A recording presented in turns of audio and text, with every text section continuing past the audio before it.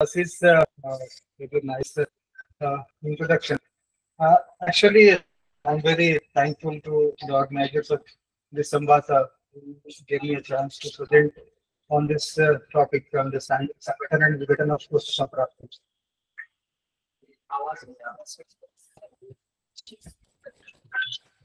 Uh, so, रागादि रोगान सततान अशेषकाय प्रसितान शेषान औत्सुक्य मोह अर्तिरान अर्तिदान जघान यो अपूर्व विद्याय नमो अस्तु तस्मै। हम आज जो भी यहाँ पर प्रेजेंट करने वाले हैं, ये जो कुछ भी मिला है मुझे, ये मेरे गुरु वैद्य हितेन वाजा सर के द्वारा मिला है, और वही मैं जैसा मिला है मैं वैसा शेयर करने की कोशिश कर रहा हूँ। अगर कोई गलती हो जाए तो वो मेरी बुद्धि की अल्पता है, उसके लिए मुझे क्षमा करेंगे, पर मैं कोशिश कर रहा हूँ कि जैसा मुझे मिला मैं वैसा ही आज यहाँ सब आपके सामने शेयर करूँ। इस प्रेजेंटेशन के पहले कुछ चीजें मैं बता दूं कि मैं ये प्रेजेंटेशन हिंदी में करूंगा क्योंकि मेरी इंग्लिश बहुत हॉरिबल है, और खासकर आयुर्वेद के चीजों को डिस्कस करना इंग्लिश में मेरे लिए बहुत मुश्किल है। ये 45 मिनट का टाइम बहुत ही कम है, इसलिए मैं थोड़ा सा ये जो मैं आज बताने वाला हूँ ये लगभग मैं अपने स्टूडेंट्स को 26-27 घंटे बताने में पीजी को, और वो मैंने 45 मिनट में इसको समराइज किया है। यहाँ मैं किसी स्पेसिफिक डिजीज को डिस्कस नहीं करूंगा, ये पूरे एज ए इंटायर कुष्ठ की मैं बात आज करूंगा, लेकिन मैं थियोरेटिकल, ऐसा लगेगा कि ये थियोरेटिकल बात चल रही है, पर ये थियोरेटिकल नहीं, ये पूरा क्लिनिकल है। वही चीजें मैं शेयर करूंगा जो मैं अपने क्लिनिकल एक्सपीरियंस में महसूस किया है, उसको मैंने एक्सपीरियंस किया है। संहिता ही ऑब्वियसली आज के टॉक का बेसिस होगा, खासकर विहत्तरी और अगध का जो पर्सपेक्टिव है, क्योंकि हम लोग अगध संभाषा में जुड़े हैं, तो कुष्ठ का अगध का पक्ष को थोड़ा सा शॉर्ट मैं यहाँ रख पाऊंगा इस 45 मिनट के टाइम में। तो शुरू करते हैं। ये एक कुष्ठ का मंडल है। मैं फिर से एक बार चेक करता हूँ मेरी आवाज आ रही है और मेरा स्लाइड विजिबल है। हाँ जी सर। हाँ, thank you ma'am, thank you so much. ये एक कुष्ठ का मंडल है, एक लीजन है। अक्सर ये भ्रमणा होती है कि जो कुछ भी हमारे सामने प्रस्तुत जो आतुर है, उस आतुर में जो हमें दिख रहा है सामने मंडल, जो लीजन दिख रहा है वो डिस्क्रीट है, वो जिस जगह पर हम देख रहे हैं ये उसी स्थानक पे है, पर ये सचमुच ये बना ही है। एक्चुअली ये पूरे हमारे शरीर के पूरे तंत्र से, हमारे पूरी जीव प्रणाली से ये कनेक्टेड है। और अगर हम ये नहीं समझ पाते कि ये कनेक्शन क्या है, ये किस ढंग से ये जुड़ा हुआ है शरीर के अन्य विभिन्न प्रणालियों से, तब तक हम इसकी चिकित्सा वैसे ही कर सकते हैं जैसा आचार्यों ने हमें बताया है। क्योंकि आचार्य हमें जो करने को कह रहे हैं वो विघटन करने को कह रहे हैं संप्राप्ति का, और विघटन हम तभी कर सकते हैं जब हम संगठन समझे। संगठन कुष्ठ के लीजन का जो भी हो, पर वो लीजन बनने के पीछे उसके वो सप्लाई, वो विकृतियां वो कहाँ से आई, कैसे चलकर वहां पर स्थित हुई, अगर हम ये नहीं समझ सकते तो हम विघटन करें किसका। इसका मतलब है विघटन करने के लिए हमें संगठन को समझना सबसे ज्यादा जरूरी है। तो विघटन हम संगठन का ही करेंगे, और सबसे पहले हम इसी का चिंतन करते हैं कि ये संगठन कहाँ से बना, कैसे बना।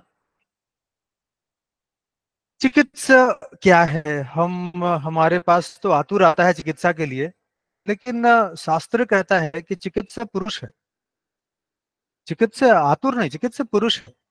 पुरुष प्रकार के बताए, एक चेतना धातु, एक षड धातुज और एक चतुर्विंशति धातुज, और ये तीनों एक अलग अलग पक्ष है एक ही आतुर के अंदर। उसके अंदर का एक पक्ष उसके एक धातुज पुरुष को, चेतना को दर्शाता है, दूसरा जो तन्मात्रा वाला भाग है वो षड्धातु को तन्मात्रा प्लस चेतना, और बाकी पंच महाभूत, पंच ज्ञानेंद्रिय, पंच कर्मेंद्रिय, इनको भी अगर हम जोड़ देते हैं तो कुल 24 तत्वों वाला ये पुरुष है। और चिकित्सा हम पुरुषम पुरुषम वीक्षा करते हैं, मतलब ये देखकर कि हम उसके किस पक्ष को ठीक करना चाहते हैं, चेतना धातु, जड़ धातु या चतुर्विंश धातु, और किस पक्ष के लिए हमारे पास कौन सी चिकित्सा अवेलेबल है। ये तीनों ही जो आयाम है, चेतना वाला, तन्मात्रा वाला, और ये चतुर्विंशति वाला मतलब महत वाला, ये तीनों ही आयाम एक आतुर के अंदर उपस्थित है। और ये जो 24 तत्व हैं, ये 24 तत्व चूंकि हमारे शरीर में प्राण युक्त होते हैं, इन्हीं 24 तत्वों से पूरा ब्रह्मांड बना है।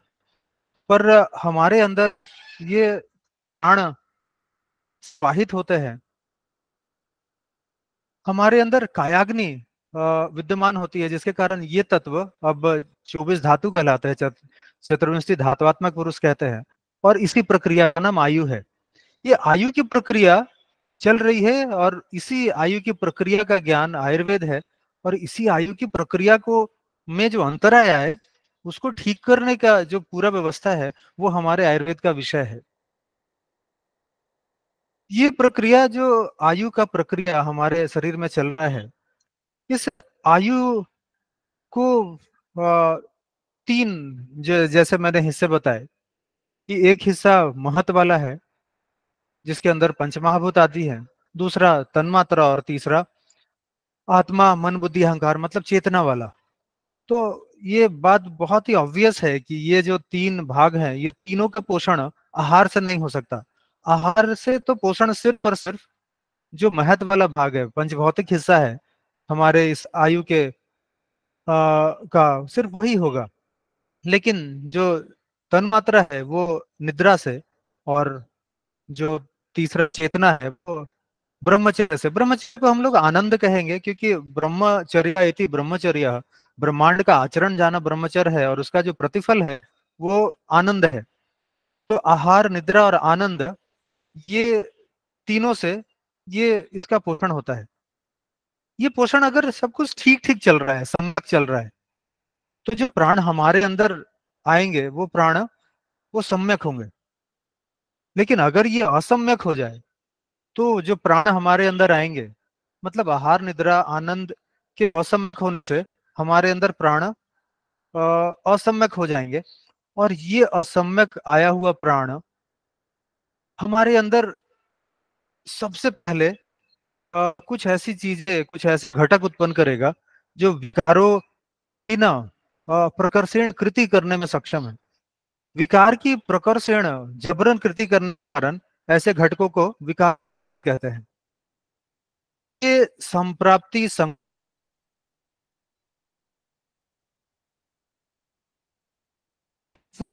है कि ये जब विकार प्रकृति बन, ये विकार प्रकृति बनकर हमारे स्थानक में हो गई। ये जो स्थानक, स्थानक को हम लोग विकार अधिष्ठान, विकार प्रकृति जिस अधिष्ठान में अधिष्ठित होती है, जिस स्थानक होती है, वो विकार अधिष्ठान। पुनः ये विकार प्रकृति बनी विकार अधिष्ठान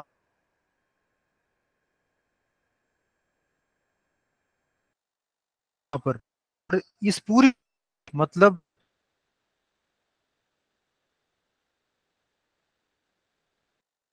कई बार हुआ था, वहां से लेके प्रत्यात्म उत्पत्ति का जो पूरा प्रक्रिया समुत्थान है।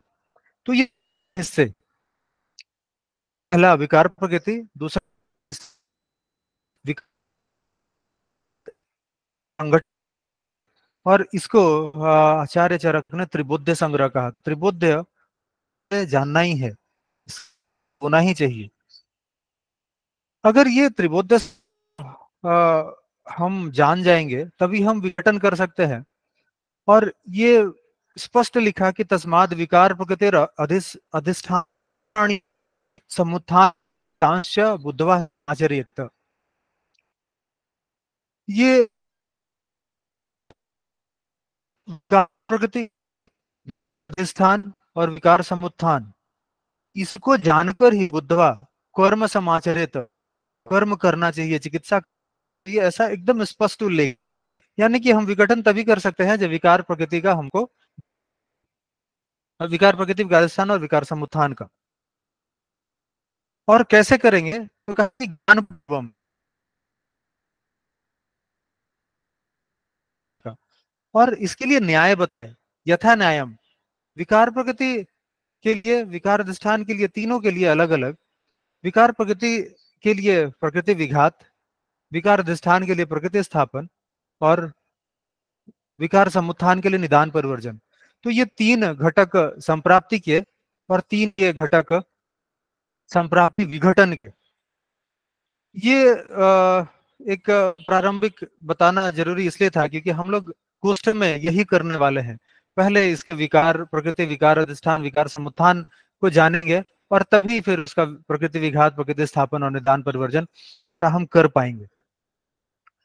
अब बिल्कुल ये क्लियर है, मैं वापस पहले वाली स्लाइड पे आ गया, कि ये कोष्ठ का मंडल है, ये डिस्क्रीट है या कनेक्टेड है।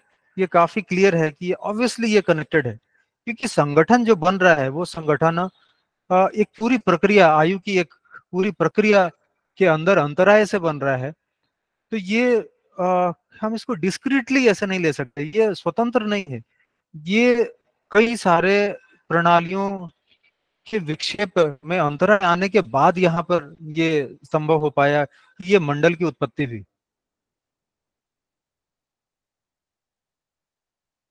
हमारा शरीर के दो आयाम हैं, शरीरम नाम चेतनाधिष्ठान भूतम, पंच महाभूत विकार समुदायत्मकम संयोगवाही, समुदायत्मकम और संयोगवाही। ये समुदाय जो अभी हम आयु के 24 धातुओं की कहा है, ये 24 धातुओं का समुदाय ही को ही समुदाय कहते हैं। और जो इसका अपृथक भाव है, इसका जुड़ा रहना, अपृथक होना, इसी को समवाय कहते हैं, एवं नाम अपृथक भाव।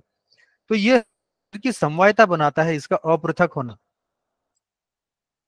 शरीर के सारे स्रोतस हैं, ये स्रोतस लगातार इस समवायता को पोषण देते हैं, और इसमें जो सम्यक युक्त वहन है, इसी का नाम समयोगवाही है, और इसी को अनुवर्तन कहते हैं। सम्यक युक्त वहन, समयोगवाही, ये ये स्रोतस करते हैं। तो हमारे इन 24 धातुओं का समुदाय से बना ये पूरा समवायता हमारे शरीर का, और उसको पोषण देने वाला ये प्रणाली अनुवर्तन, जो कि स्रोतों से वाहित होता है। ऐसे हमारा पूरे शरीर का तंत्र चलता है। और जो भी हम आगे विकार रोग व्याधि समझने वाले हैं, वो इसी के अंतराय, इसी में डेविएशन से होगा। ये इसमें जब तक संवर्तन में डेविएशन आए, तब तक कुष्ठ या कोई भी विकार रोग व्याधि सामने उपस्थित नहीं हो सकता। तो ये प्रत्यात्मलिंग कुष्ठ के पीड़ का विविध आकृति, विवर्णता, कंडु, स्वेद प्रवृत्ति, अप्रवृत्ति, ये जो कुष्ठ या कुष्ठ में ये जो प्रत्यात्मलिंग ये प्रक्रिया को हम थोड़ा सा विस्तार से समझते हैं। ये सप्त द्रव्याणि कुष्ठा नाम प्रकृति विकृतिम आपन्नानि भवंती। ये 7 द्रव्य कुष्ठ के बताए, वात पित्त श्लेष्मा त्वक शोणित मांस लसिका। ये 7 जो ये कुष्ठ के विकार, ये संप्राप्ति संगठन का पहला हिस्सा, ये सप्त द्रव्य कुष्ठ के। इसके अंदर जो पहले 3 है, तद्यथा त्रयोदोषा वातपित्त श्लेष्माण प्रकोपण विकृता, ये वातपित्त कफ प्रकोपण को प्राप्त होते हैं। प्रकोपण मतलब उन्मार्ग, प्रकोपस्तु उन्मार्गामिता, ये उन्मार्गामी होते हैं। और फिर ये जो 4 दूसरे हैं, दूसरा शरीर धातु मांस शोणित लसिका चतुर्था दोष उपघात विकृता इति। ये जो 4 दोष हैं, ये दोषों से उपघात को प्राप्त होते हैं। जो 3 दोष ये वातपित्त श्लेष्मा है, इससे उपघात को प्राप्त होते हैं त्वक शोणित मांस और लसिका।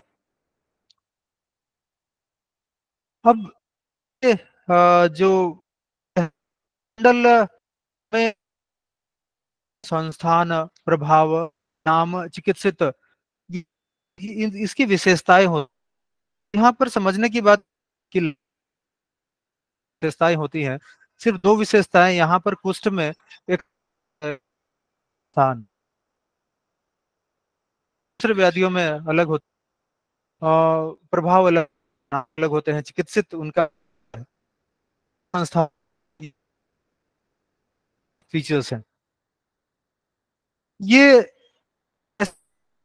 तो आज ये दो विकल्प माना विकल्पयंती विकार, दोषा ही विकल्पन ही विकल्पन बनते हैं। जैसे निदान सेवन कर विकल्पन होता है, कुष्ठ जैसे व्याधियों है। रक्त दुष्टि का जो पहला लिखा है तो ये रज है। और फिर विकल्प, फिर अलग के संतोष सर, अपरिसंख्य। Yes sir sorry for disturbing you, yes ma'am. आवाज बहुत कट रही है सर, बीच बीच में आवाज कट रही है, it is not very clear, if you could do something ओहो, about it. Okay ma'am, I check.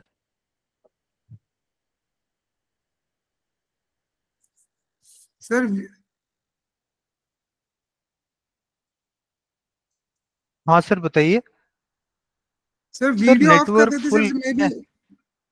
Due to मैं कर वीडियो देता हूँ जो सर। है वो थोड़ा सा हाँ okay video okay of sir, कर ओके दीजिए। सर, मैं वीडियो ऑफ कर। हाँ सर कहाँ से कट रहा था बताएं तो फिर मैं वहां से शुरू शुरू करूँ। नहीं ठीक है सर, कंटिन्यूटी मिल रहा है, ऐसा नहीं है बीच बीच में, लेकिन वो हाँ हाँ इंक्रीज वो आ रहा था। अब कंटिन्यू कीजिए सर। हाँ, अब क्लियर है वीडियो ऑफ करने से मैम। हाँ जी सर, फिलहाल तो है, देखते हैं। यस सर, क्लियर है सर। हाँ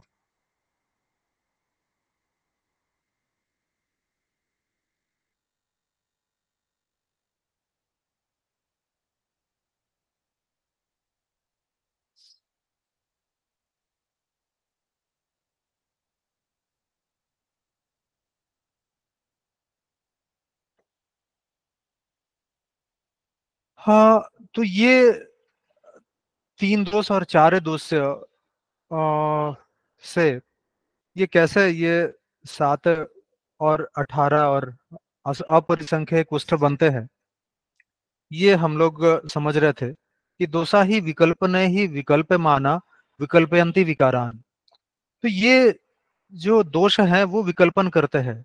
जैसे जिन दोषों का निदान हम सेवन करेंगे उसके अनुसार ये विकल्पन करेंगे और फिर प्रदोष को उत्पन्न करेंगे, रक्त प्रदोष। और फिर उसके अनुसार ये 7, 18 और अनंत कुष्ठ, अपरिसंख्य कुष्ठ उत्पन्न होते हैं। तो सप्तविदो तो अपरिसंख्य विदो भाव भवति। ये त्रयो है बात पे। फिर उसके बाद 4 दोष शैथिल्य को प्राप्त होते हैं, तक आदया समापद्यन्ते। और उसके उपरांत तेषु शिथिलेषु दोषाः प्रकुपिताः स्थानम अधिगम्य संतिष्ठमानाः तानेव। ये चूंकि अब ये शिथिल हो गए दोष्य, तो दोष क्या करेंगे, जो प्रकुपित दोष है इस विकार अधिष्ठान में अधिगमन करके और यहाँ स्थित होकर और फिर त्वगादीन दूष्यंतः कुष्ठानि अभिनिवर्तन्ति, कुष्ठ को उत्पन्न। ये विकार अधिष्ठान है, यहाँ पर संतिष्ठ माना ये अधिष्ठित हो गया। और ये विकार अधिष्ठान ये संप्राप्ति का दूसरा घटक बना। यहाँ पर एक चीज मैं बता दूं कि यहाँ पर जो उत्पन्न हो रहा है, जो खास जो, हेलो, हाँ जी सर। यहाँ पर वॉइस हाँ आवाज वॉइस आ रही कट है? रहा है सर, आ रही है सर, अभी तो आ यस रही है। सर। अभी अभी आ रही है हाँ। हालांकि यहाँ नेटवर्क फुल है मैम, और पता नहीं वट एवर। तो यहाँ पर जो खास उत्पन्न हो रहा है वो है कुत्सितता।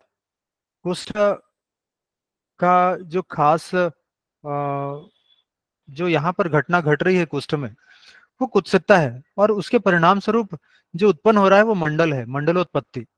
और जो कुष्ठ के लिए बिल्कुल एक्सक्लूसिव है वो है गंभीर धातुओं में गतत्व। ऐसा स्पष्ट आया कि महताम धातु अनुप्रविष्ट, यहाँ पर उत्तरोत्तर गंभीर धातुओं में अनुप्रविष्ट होने का एक खास यहाँ पर प्रवृत्ति है, जो कि सिर्फ और सिर्फ कुष्ठ में है। शाखाओं में धातुओं में गतत्व का प्रवृत्ति सिर्फ और सिर्फ कुष्ठ में है, ऐसा और किसी में नहीं है। ये सबसे महत्तम यहीं पर है।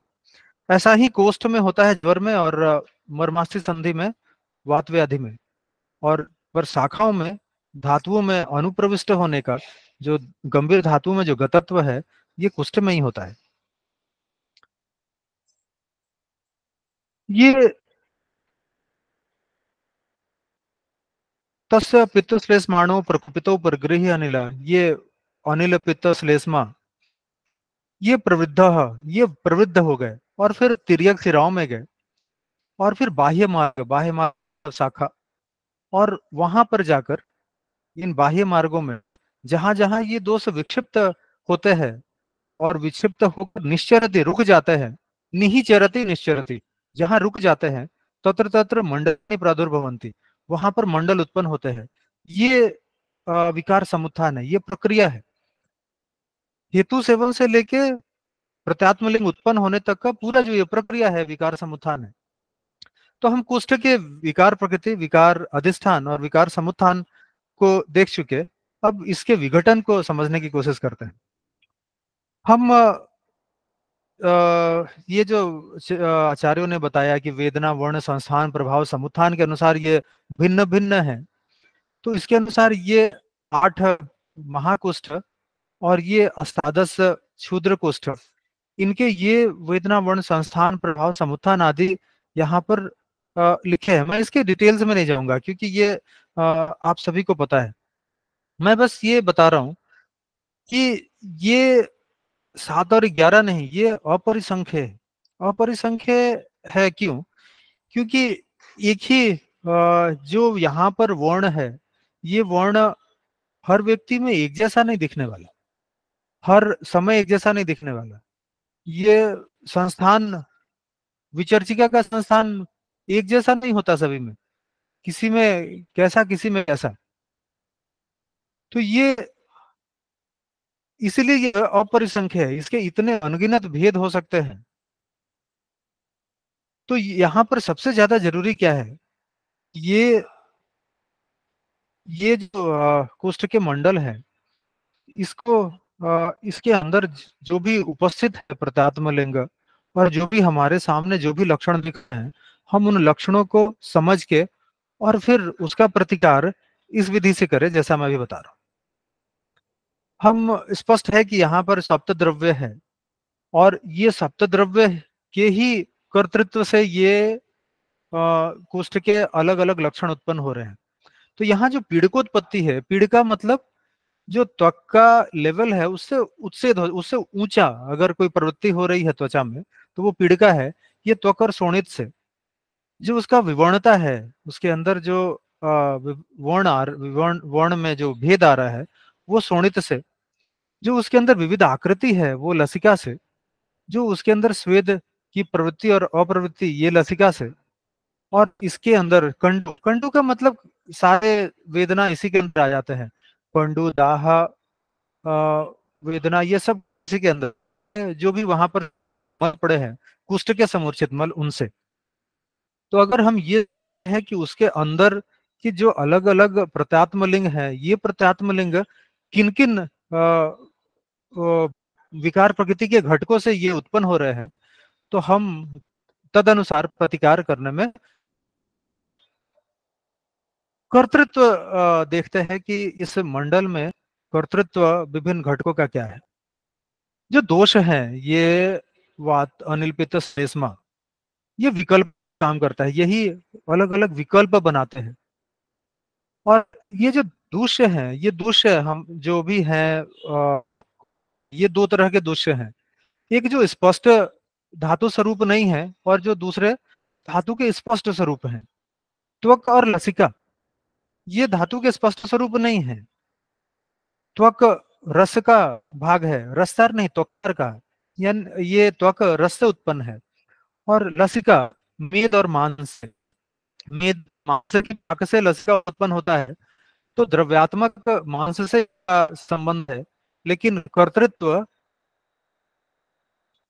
तो इस प्रकार यहाँ पर 4 दूसरे इस पुष्ट में आ जाते हैं। रस, रक्त, मांस, मेद। मांस की उपधातु त्वचा और मांस का मूल भी त्वचा। तो मांस वह स्रोत के अंदर जो भी मांस उत्पन्न जो त्वक से ही होगा। फिर भी धातु स्थिर होते हैं उपधातुओं में, त्वक में ही होता है। और इसलिए त्वक का आखिरी जो पटल है वो मांसधरा गला है। तो इस त्वक में कुष्ठ का अभिनिवर्तन होगा, क्योंकि यही अधिष्ठान है कुष्ठ का। ये जो शोणित है वो प्रदोष बनता है। मैंने पहले ही बताया कि शोणित प्रदोष में कुष्ठ अग्रज है। ये मांस है, क्योंकि मांस से ही एक कि मांस ही स्थिरत्व वाला है और स्थिर होने के कारण यही स्थान देता है।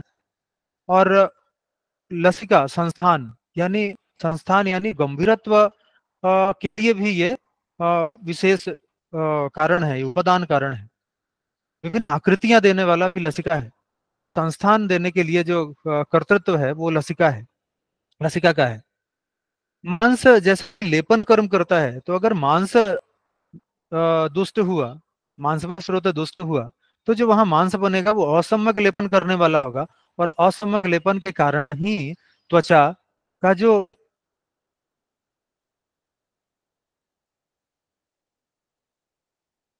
त्वचा का जो है, त्वचा का जो लेपन है वो टूट जाएगा और तभी ये कोष्ठका अभिनिवर्तन होगा। तो मांस चूंकि स्थान देता है और ये इसका उपधातु त्वचा है और मांस लेपन कर्म करता है, लेपन कर्म न करने के कारण ये त्वचा की इंटीग्रिटी को तोड़ेगा और हमारे सामने कोष्ठ सामने उत्पन्न होगा।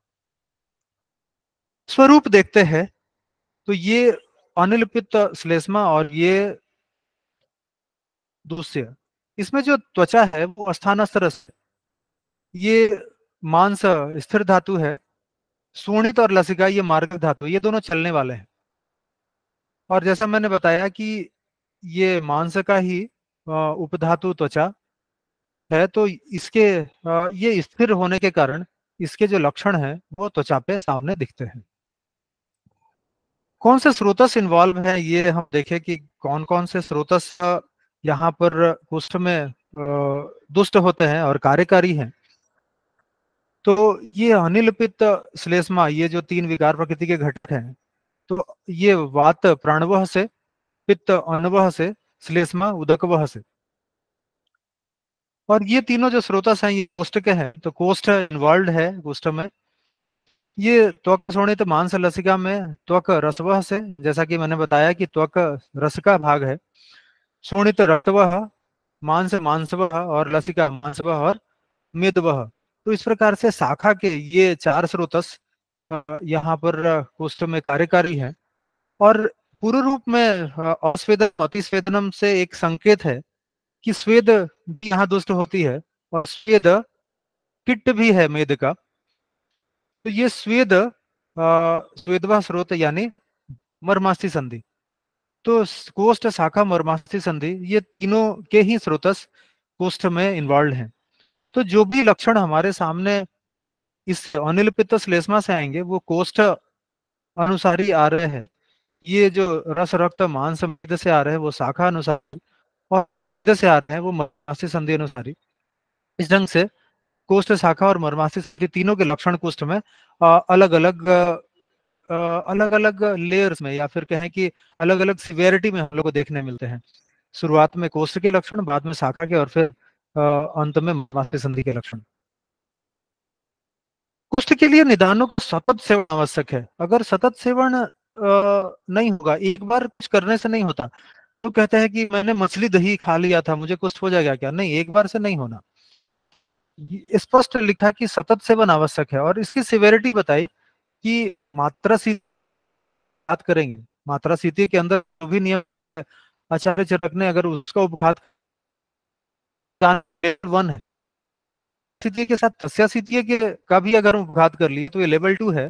और साथ में नवेगान धारणीय वेग धारण जिनके करने हैं और उनको धारण नहीं किया, और जिनको नहीं धारण कर धारणीय धारणीय दोनों वेग वहां लिखे हैं, तो वो कर लिया तो ये निदानों का लेवल 3 होगा। और अगर इंद्रिय का उपक्रमण यानी सद्वृत सेवन नहीं किया तो ये निदानों का लेवल 4 है। और ये बहुत स्पष्ट शब्दों में आचार्य चरक ने लिखा कि इस अनुसार ही की कई सारे आपको इसके प्रमाण मिलेंगे। एक प्रमाण मैं यहाँ लिख रहा हूँ, काकणंतिका वर्णानी आदो पश्चात सर्वकुष्ठ लिंग समन्वितानि पापीयसा। पाप कर्म ये सद्वृत का सेवन नहीं करना, यानी का सेवन नहीं करना है। और इसके कारण ये असाध्य वाला सबसे अंतिम वाला काकण कुष्ठ होता है। तो सिवियरिटी ये एक और प्रमाण है यहाँ पर जितने भी लिखे निदान, यहाँ सभी निदानों में प्रतिघ्नताम सेविनाम निसेविनाम सेविनाम, ये प्रतिघ्नतः ने लिखा, सेवितः ने लिखा। इसका मतलब एक बार करने से नहीं होगा, ये लगातार करने से होगा। प्रतिघ्नताम मतलब ऐसा करता रहे, सेविनाम ऐसा सेवन करता रहे, तो इसके कारण से होगा। तो सतत सेवन जरूरी है। और इसका जो पहला है वो प्रसिद्धि और गुरु घर्षताम पापम कर्म कुर्वताम, यानी कि सिवियरिटी कुष्ठ की लो होगी अगर सिर्फ मात्रा स्थिति का सेवन नहीं होता, उससे ज्यादा सिवियर अगर साथ में तस्या स्थिति है, उससे ज्यादा सिवियर अगर नवेगन धारणीय, और सबसे ज्यादा सिवियर असाध्यता की ओर जब इंद्रिय क्रमणीय का सेवन नहीं होता। दूसरी बात जो पुस्तक के लिए आचार्य ने बताई कि ये जो असाध्य होंगे वो साध्य है ही, लेकिन साध्य है वो भी असाध्य बन सकते हैं। कैसे? यद साध्यम तत् असाध्य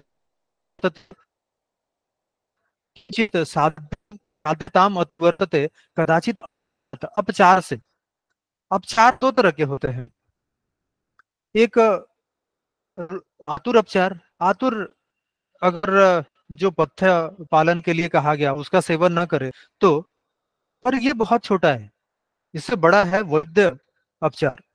वैद्य अगर उसकी चिकित्सा सम्यक नहीं करता तो इसके साध्य से असाध्य होने के चांसेस काफी होते हैं। अपचार तो वह माना नहीं। यहाँ पर जो ये दोषों का फैलाव हो रहा है, वो फैलाव कैसे हो रहा है? ये अभिशंद के समान, बाढ़ के समान, जैसे बाढ़ का पानी पूरे को बिल्कुल प्रकार यहाँ पर दोष अभिशंद को प्राप्त होके पूरे ही अधिष्ठान को अपने ग्रस्त ले लेता है और कुष्ठ प्रवृद्ध हो जाता है। लेकिन अगर ये कुष्ठ साध्य भी हो और हम इसकी उपेक्षा करें, हम इसकी चिकित्सा न करें, तो क्या होगा? तब त्वग मांस शोणित लसिका कोथ क्लेद संस्वेद जाहा कृमियां अभिमूर्छन्ति। तब यहाँ पर कृमि इनमें कोथ क्लेद और संस्वेद से लग, और जब कृमि मूर्छन हो जाएगा तो फिर लक्षण लिखे वात के कुछ लक्षण, पित्त के कुछ लक्षण और श्लेष्मा के कुछ लक्षण। क्यों बता रहा हूं कि इसके पहले लक्षण लिख चुके कि कपाल वाते अधिकतर कुष्ठ पीते अधिकतर, सबके लक्षण लिखे कि वात की अधिकता से जो कुष्ठ होगा उसके लक्षण क्या होंगे। पर यहाँ पर जो लक्षण लिखे हैं वात पित्त और श्लेष्मा के, ये तब के लक्षण हैं जब कृमि उस कुष्ठ के धातुओं को, कुष्ठ में जो भी वहां धातु ग्रस्त हैं, उस पूरे धातुओं के अपने गिरफ्त में जब ले लेता है तो ये लक्षण उत्पन्न होते हैं। वो लक्षण फिर दोबारा वात पित्त श्लेष्मा ऐसे लिखे। और यहाँ पर लिखा कि व्रणाना अधिकम शूलम शीघ्रोत्पत्ति चिरस्थित, यहाँ जो व्रण उत्पन्न होते हैं वो जल्द भरते नहीं। इसका कारण भी वहां पर सुस्पष्ट किया कि यहाँ पर अष्टवर्ण वस्तु का नाश हो जाता है। जो व्रण के हीलिंग के लिए, व्रण वस्तु बनाने के लिए जो सामग्रियां चाहिए, ये कुष्ठ की प्रक्रिया से इसका नाश हो जाता है और इसके कारण ये कुष्ठ जल्दी भरता नहीं, ये कुष्ठ के व्रण। मैं यहाँ तक बहुत फास्ट था, यहाँ से मैं थोड़ा स्लो हूँगा क्योंकि यहाँ से हम सीधा सीधा चिकित्सा में आ रहे हैं। अ, मेरे पास अभी मैडम 20 मिनट बचे हैं। हाँ जी सर, प्लीज कंटिन्यू। हाँ, 20 मिनट ले सकता हूँ ना? हाँ जी सर, श्योर। हाँ, ठीक ठीक है मैम। अ, जितने सारे हमारे सामने प्रकट जो भी लक्षण रूप में आ रहे हैं, जिसको हम इंग्लिश में तो एक डिजीज नाम से छूट जाता है, तो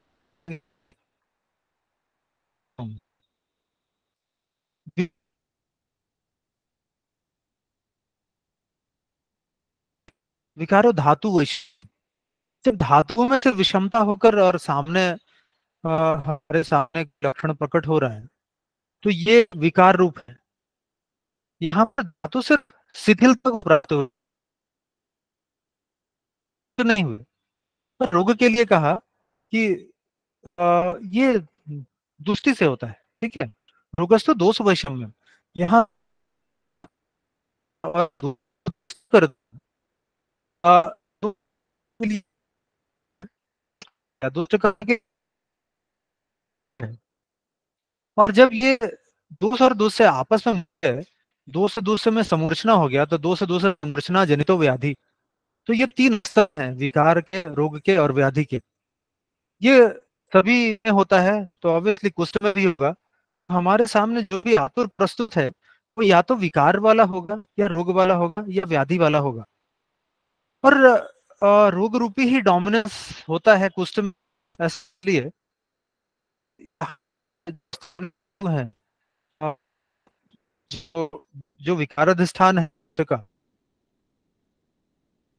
अपना जो बंधारण है वो उसका वो टूटा हुआ होता है। इसलिए ये रोग रूपी, चूंकि ये समवायता का टूटना, ये धातुओं में स्थित होना, ये रोग अवस्था में होता है। तो ये जो मैक्सिमम पेशेंट हमारे सामने ओपीडी में प्रेजेंट है वो रोग रूपी ही मैक्सिमम होते हैं, कुछ विकार रूपी भी होते हैं, और व्याधि रूपी बहुत रेयर, बहुत ही रेयर। मैं ये बता रहा हूँ कि हम चिकित्सा करते हैं कि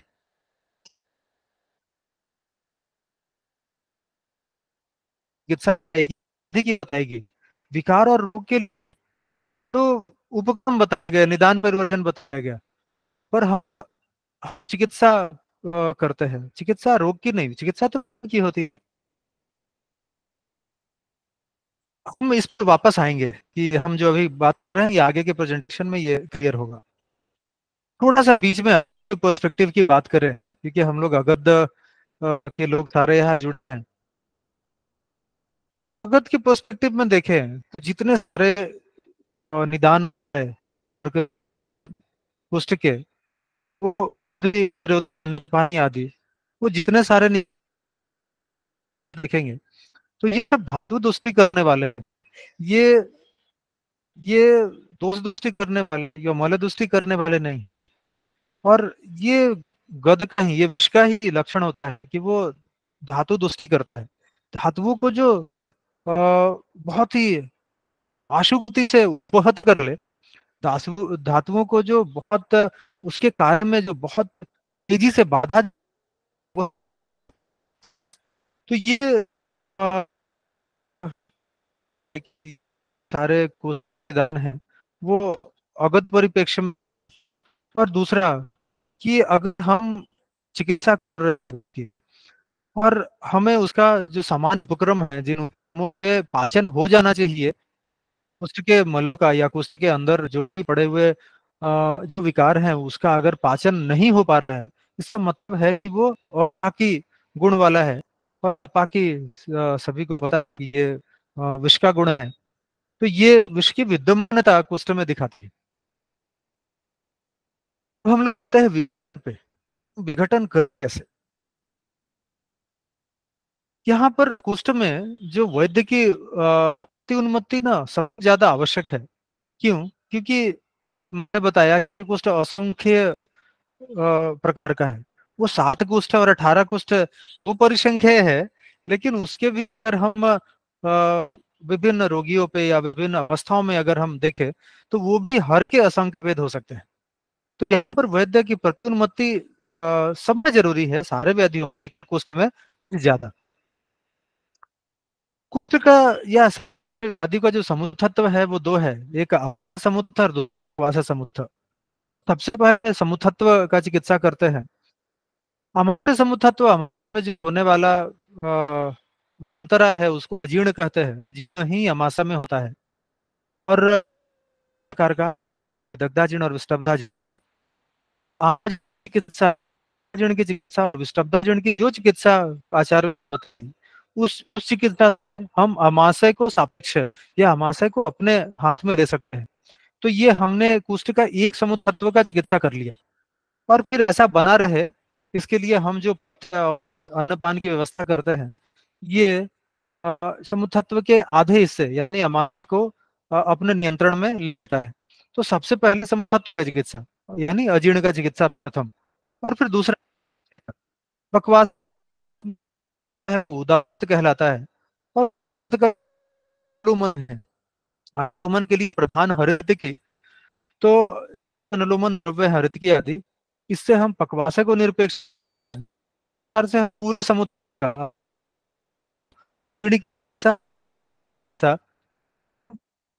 कर सकते हैं। तो ये समुत्थत्व जब हमने चिकित्सा, तो फिर जो 3 दोष तद्यथा त्रयोदोषा वातपित्त श्लेष्माणः प्रकोपः विकृतः, ये 3 दोष प्रकोप प्राप्त हुए थे, तो इसका निदान परिवर्जन हम करें। तो ये सर्वप्रथम कि हम निदान परिवर्जन ही करते हैं। संक्षेपतः क्रिया योगो निदान परिवर्जन। क्रिया योगो, क्रिया चिकित्सा, योगो जुड़ती है, निदान परिवर्जन चिकित्सा जुड़ निदान परिवर्जन से, जुड़ेगी ही नहीं अगर हम निदान परिवर्जन करेंगे। तो सबसे पहले निदान परिवर्जन ही करना है। तो ये उपक्रम सूत्र सारे जो है वाले द्रव्य है, जो द्रव्य है वो श्वेत वाले द्रव्य है। तो श्वेत वाले जो भी द्रव्य है उससे प्राणवाह की चिकित्सा, प्राणवाह का उपक्रम सूत्र में ये आ जाएगा। अन्नवाह का लिंगादि, क्योंकि अन्नवाह की चिकित्सा के लिए वमन आवश्यक है। ये इसके रेफरेंस मिल जाएंगे अन्नवाह के लिए वमन। तो वमन करने के लिए जो द्रव्य बताया उसके लिए उटज बताया, तो कलिंगादि का प्रयोग करके हम अन्नवाह को हाथ में ले सकते हैं, उसको स्वच्छ कर सकते हैं। और उदर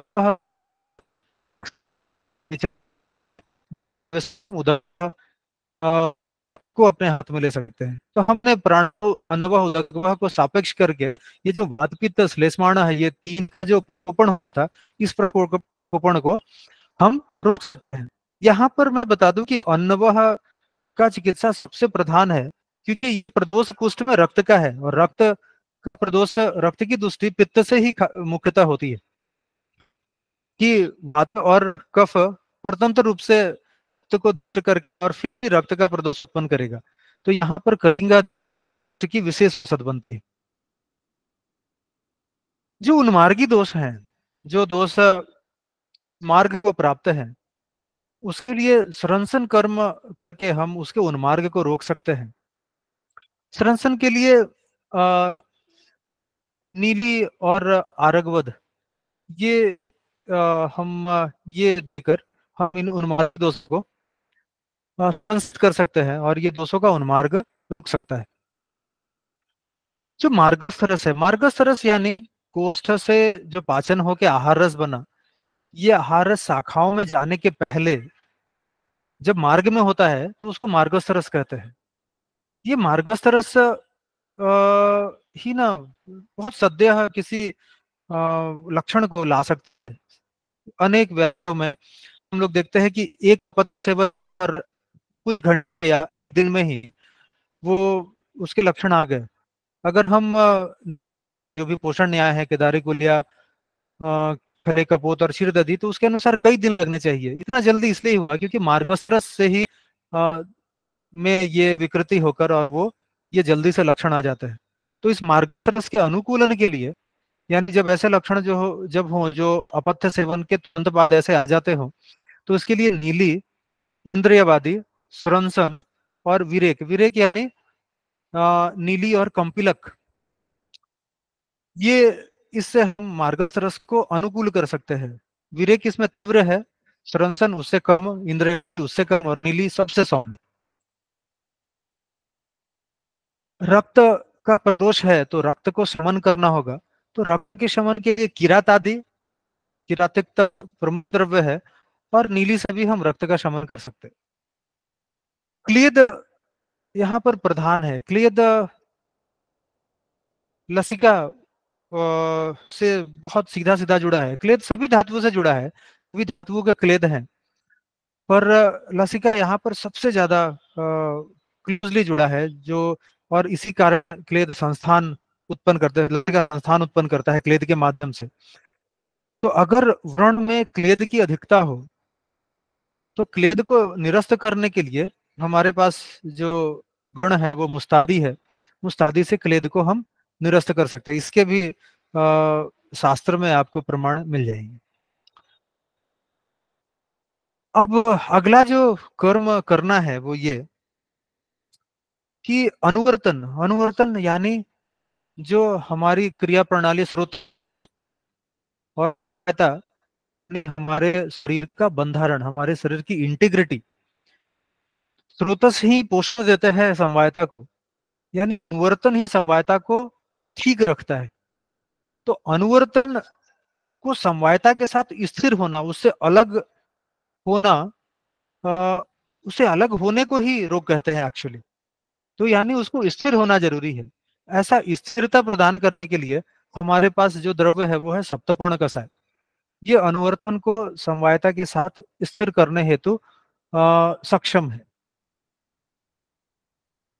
फिर यदि ये हमने प्रकृति विघात कर लिया, अब प्रकृति स्थापन करना है। जो वहां का विकार अधिष्ठान है, उस विकार अधिष्ठान में जो भी विकार प्रकृति के घटक थे, हमने उसका कर लिया। अब प्रकृति विघात करने के बाद हमको उसको पुनः उस जगह को स्थापित करना है, वहां की से पहले के जैसा बनाना है। तो ये प्रकृति स्थापन है, तो हमारे सामने हमारे पास जो औषध है वो है खदीर। खदीर प्रकृति स्थापन करने हेतु है, यानी कि प्रकृति विघात करने में इसका कोई रोल नहीं है। यहाँ समझने की बात यह है, हम कुष्ठ की आद्यावस्था में जहां पर प्रकृति विघात करना है, वहां पर विडंग और खदीर का प्रयोग करके हमें कुछ फायदा नहीं होने वाला। अब इतना सारा मेहनत हमने किया कुष्ठ की चिकित्सा में, तो जरूरी यह है कि अब नया ना बने मूर्छित मल।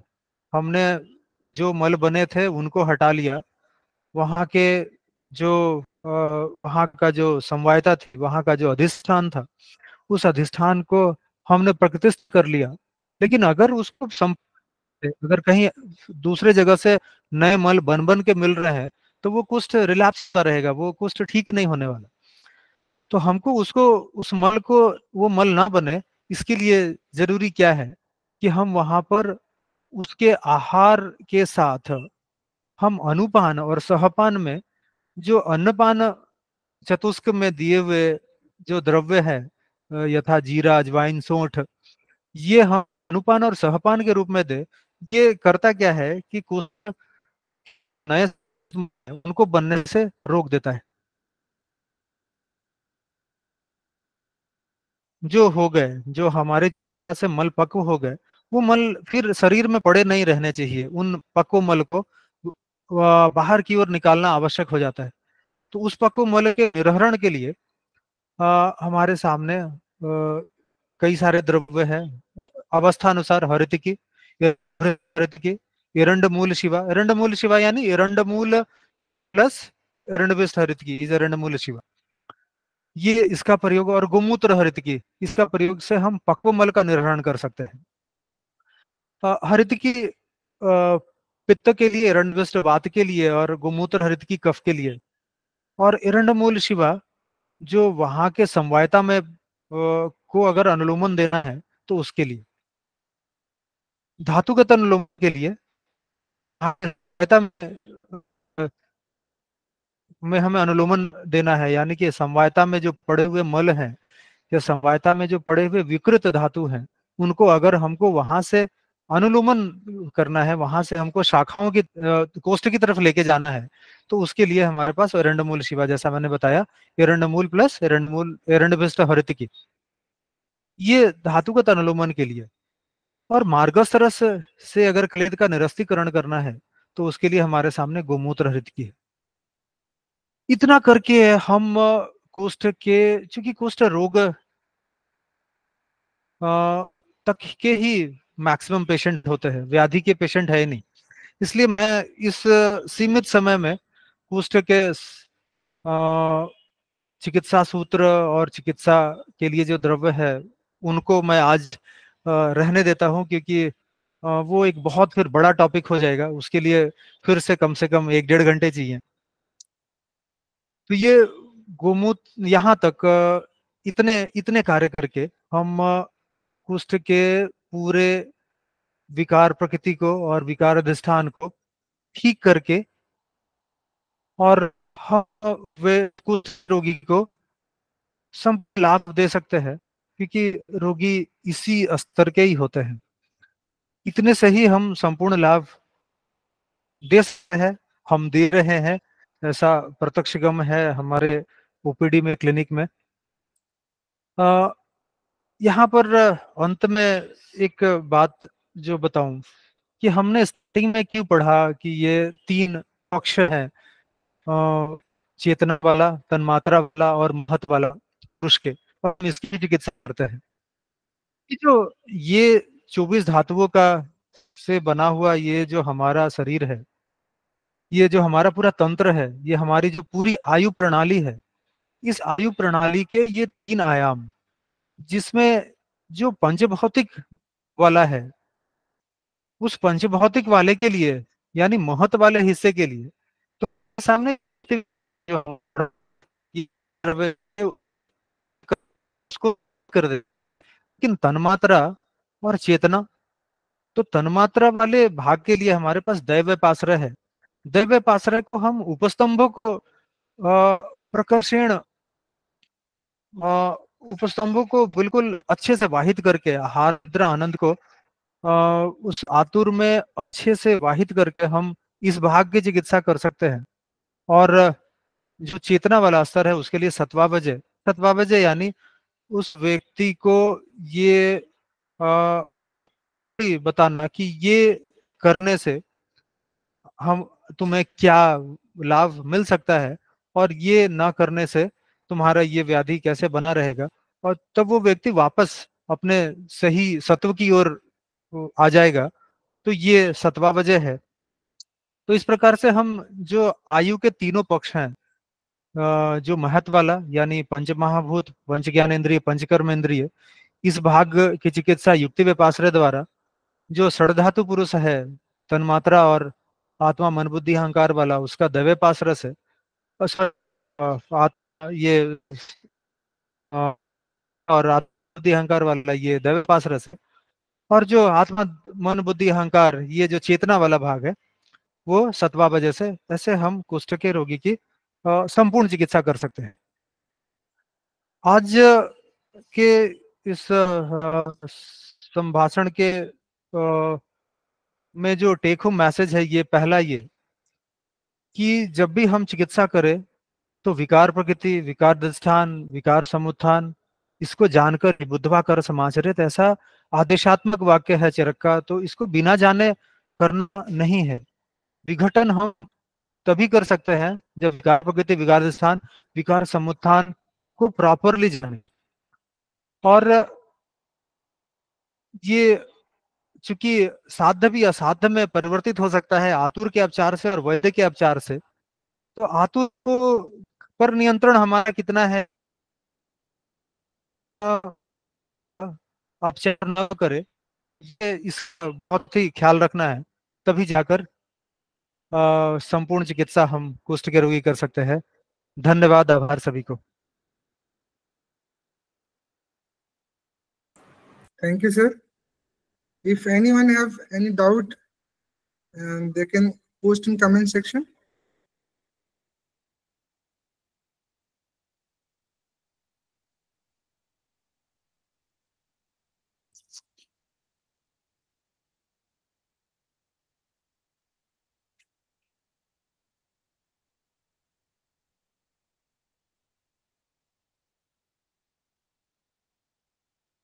Session is open now. If anyone have any doubt, they can ask now.